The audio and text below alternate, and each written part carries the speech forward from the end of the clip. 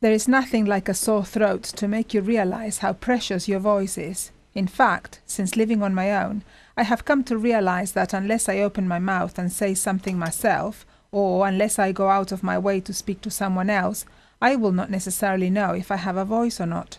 Yet I have a voice. You're hearing me speak now. What do I sound like to you, I wonder?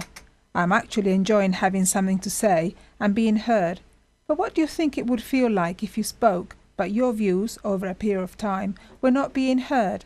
And having lost your voice, your doctor or consultant said to you that your brain had stopped sending messages to your vocal cords, that your brain was saving on energy because no one was listening, so what was the point of speaking?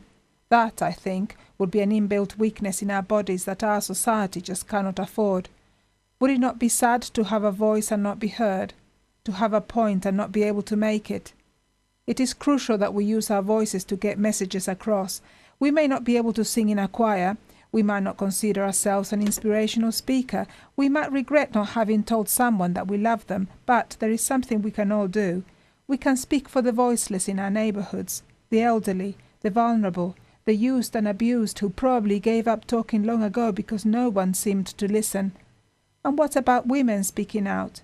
Young people, the unemployed, or people whose lives are made so difficult because they seem different in some way? They deserve to be heard too. In the Bible, in the book of Ecclesiastes, we are told that there is a time for everything, a time to speak and a time to remain silent. Jesus did both. Sometimes he made a point by staying silent, or by giving you a piercing look that challenged you and not a word had been exchanged. Once he became so frustrated with the status quo and showed it by overturning some tables in the temple.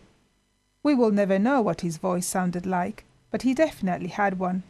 Jesus was a good public speaker, and his words are still popular. But what is it that you have to say today? How are you going to say it? And who are you going to say it to? I wonder, will you be the next voice to be heard? Visit our website, gravityfm.net. Local radio for local people. On Gravity FM.